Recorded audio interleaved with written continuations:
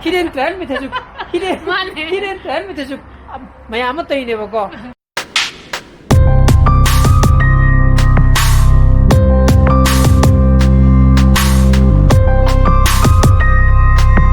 Good morning, guys.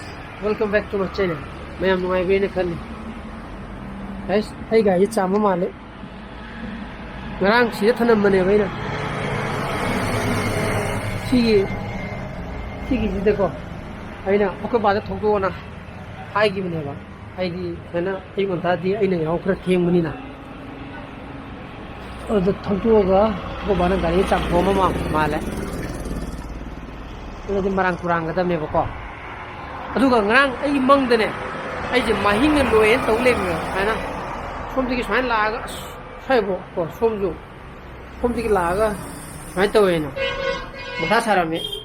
Mata nga to di loe ne. Lo, hogolo. Bai mang du chana mahing to ro me to woi wani da.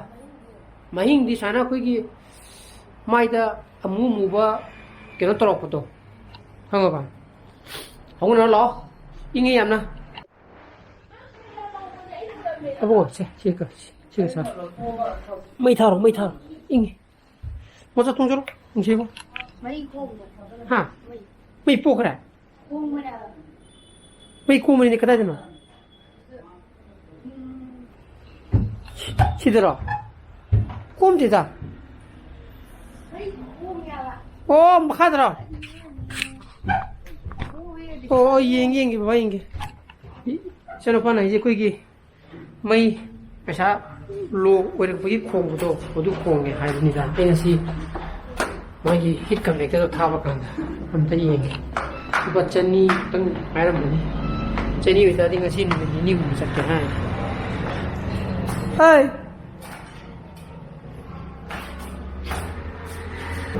lo mani samo ko ai ti sare Số này thì nó vẫn là số bài bro. Cái số. Mà là các bạn không được là không đi hè. Thôi chứ rồi. Cái phi câu được yêu đi rồi nè. Yêu thì mình mà số thằng mà khác ta rồi mình. Số. Cái số thì không được đấy bro. Phi không có biết cái taram không đi hè. Thì người ta có cái Sankrati đi có bộ. Gari chamam bro, gari ya. Chamam ya. Oh, ini man. Punang. Haudu kamai tahu ya? Haudu tahu dia. Ai song dai haudu rồi na. Yen dai haudu da. Haudu rồi na. Mending tu mahal. Mending hal ya. Tapi ni dia naga. Ani ungla kaga. Ani ungla kaga ni haudu tu. Ai gari, ai nang sai kena dia thamya dia. Berenda kuli. Kena macam tak kupata. Oleh haudu pun dia. Kerja boleh, ai dem ku boleh ba. Nama le, mai ba doctor na hata ama de yen ani de chau hai de ne. Mai ba hata ama de yen ani de chau hai de ne.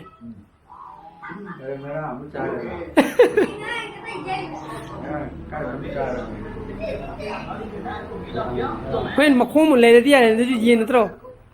Ha. Cái kia đấy mà nè. Cái chính là cái này Ai số tôi mina mapara. Cari ngap tu. Ada kayak mai tu. Kayak liru ya. Muda tunggu ingin ni, yam ingin sih, cuma khala sekali ingin ni. Haji di, aroy haji mama bagat, thapak sekali ni. Hari kona, khana raji. Iya, kena lo. Tapi, kau dicat tu deh. Challe.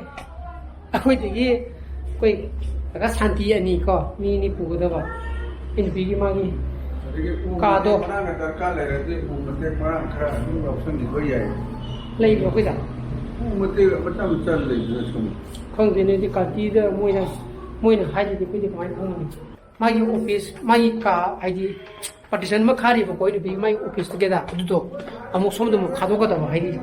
Aduh magi tungan partition haji ka amas sem kata ba. Kalau tu kau kakak santai ni, mungkin cakap ni berapa mui ni pun cakap dah.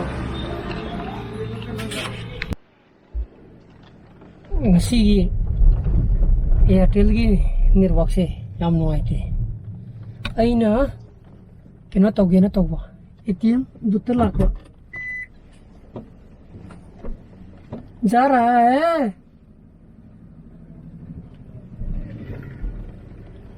ATM बुत लापा अदुगा आई नुपीगी मागी card से सिजिनबा मागी card से करम card म खंदे ATM बुत अनमद Taiba सिगी card से अदुगा आई अकाउंट मु ट्रांसफर तोके तोबा ATM बुत मनों देगी दु SBI ID ऑनलाइन बैंकिंग के थ्रू दा नेट से याद बने नेट यादी आई मनिंग दे क्यू दु लेमना रोइदबा अदगम आई नुपी मनाक तमु चले को मागी ऑफिस में यादबदी मयादनेबा चलगा मागी फोन दे मु नेट बैंकिंग तोरगा मु आई अकाउंट मु सा ओवर पर ट्रांसफर तोए दु आई कार्ड सिजनगा मु ATM से लफोगा लाइने आना पार्टीशन में खारा लेबनेबा को मदु मु थांतो थांजिन खरा तो बाय तारे दगी पैसा नु दगी उ नु खरा चंगबा अदगी तौनबा ना तौबा ओहा तौगा नतेबा नेटने ग्यारा मदी ए हंगदा थौसन नरोइदबा तो इसे फमले तो है बस तुमको बता रहे टेक चक्रा गेना पापोर होरी इरुम लई जने तो उंगा तो जिन दिन का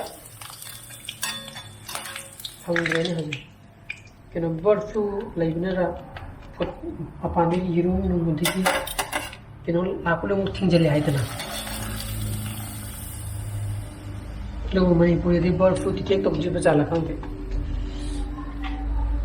न पापोले रमे मैते मरुम मैते यु माय गदरा कोई अंगाम को तो मुदु दिले होवे बा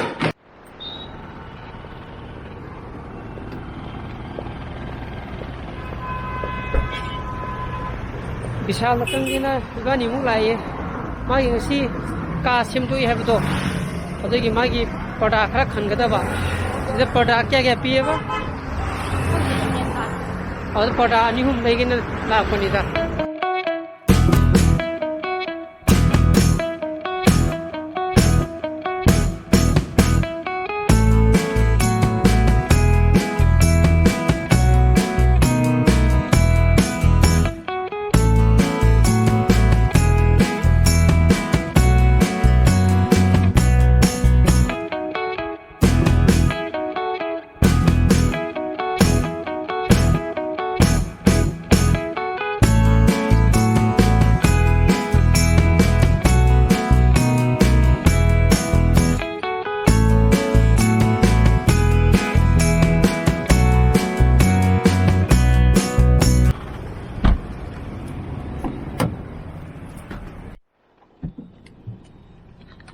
बने इसे ऑफिस तो मुझे लुकी तो रहा और ये खमन यूं दल वरी से नहीं ले रहा गला है आज की तो पोट अहुम नेपाल चनी का मापन नतरा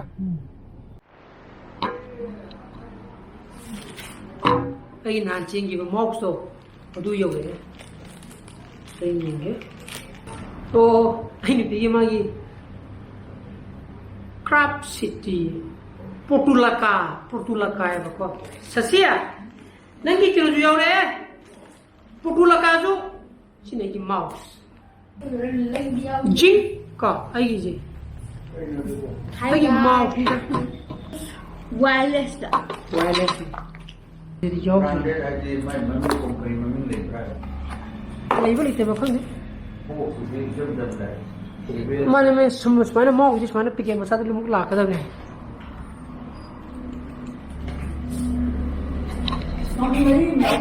Yau ni tu ni wireless aja, wire yau tu aja. Yang kau, ayi pang bisang je. Sida USB tu, ID receiver tu sida yau le na sida, kange bako. Sana, semana cingkal laga, tolak kada foto. Ayi ni kaya dalam ikan apa?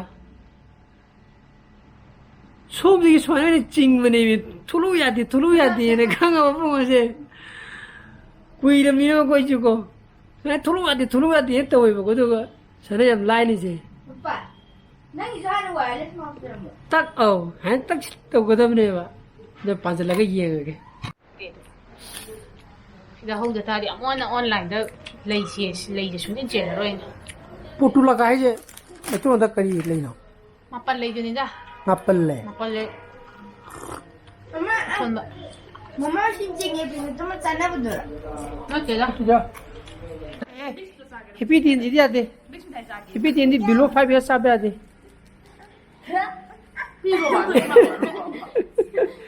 laro bugo laro chingum di ade sigi chingum ji di ade 5 years makha da sabe ade ade mai ja ko sin sin do ke ai ka ke yar hoi ne ai tawra ke ne kai ni no si di ko na tau sai ki Saya lupa nih, ngam dengan aku yen, kede. Saya tahu, kemana tu kena? Aku sih kan kayaknya kemana tuh? Kede dah. Mau butuh mapongkat tholo ba, aji hoi ni mapongkat saja na ba. Ada di Manipur.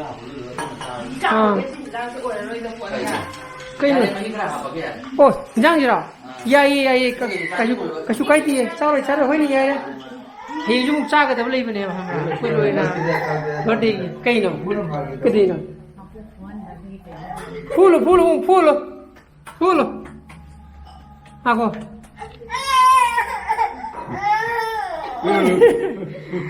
Pulo.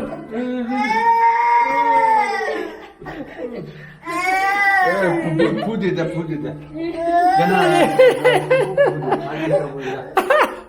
Kami yung kepubuin na kami yung kang abong mo pulo. Hadi.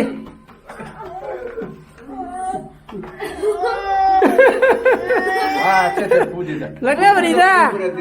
Pagi itu. Lagna. Pupu tuh kapatid ng kaya itu ba? Kamay itu ba? Kamay tiba. Kamay. Buka pun. Toro.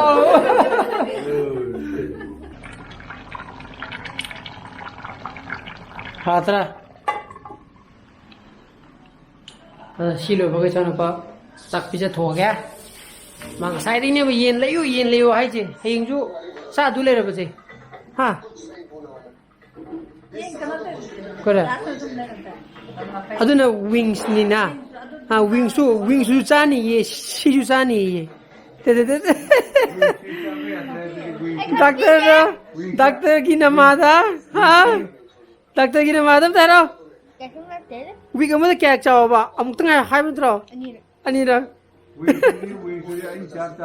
तो पुणे सा ने जे wing से lei gi da ma rosy gray haibra हां mana hangak podo do मा सु हाय हाय दि तुइ तुइ ना हंगा खुमक तिना हाय रि दना lei gi maram da mana hangai do ai se question do gyan ta dar bai dare lei do ma kum jang ga drai se karam ba lei no adu ma takpira ga di ai su ai akhuma khitang share tong jara ke an kai lei no do hai bi do handa ki ke no comment दंत्रा हाय दि करम लैनो अदेगी seasonal plan oraga di mai season du ga chana na तो सिजु लै इंगबगी हाइखिबो कमाइना इंहल लोइदगे हायबने बा ani si ingba ingda bai si mai करिनो तो खंग seasonal plan do di oraga di si gi darkar oide aduga ngasai indoor plan do oraga na koina mana lai ka haina bodo adu da di kitang effect tawi ko ingba se अदो नंग कमाइना तोगेदगे दो हायदि सुम लै मखम याम तेन तक ना di ana mana dum nuksa khara phangal laga aduga yam ingna ekta nuksi usit ba makhon di thamdare ai su di kitang effect tawuni na adu imung da thame ai ta usal laga ai yang khangbo su nati ko ai su gardening tawri se chai ani hu ta ngai re aduna ai gi experience ki batumi nati adu do kitang di mapan da winter da thambada ngangjal ba kaino gai se lei shat pa gai di adu masana do mathang do chongkhalakani ko aduga eglonima gumba sidi de ai gi di mangon da pusale ai dare adu main thame aduga yang kana aina joton da wai wan te adu yang joton ta ni smaina poly house masa masa biraga तो सिदा सारी जमाना है ना smaina ai si katin ke ka semai si poly house te ingara na han pusor ko ne do haujiti keno tawramni और सिदगी थांगथुरे हैबने नत्रा yam inga de si manung da thamle bai ada haujiti weather do wang khalamni yare यारे मंत्रा अदगी सिदा आइगी पिना माना हाइनिंग इजना आइदी माजु चाहिदु कुइदिमने यामना खंगु हाइरुबगी वानतेबा आइदी माना सुम पामजरुबगी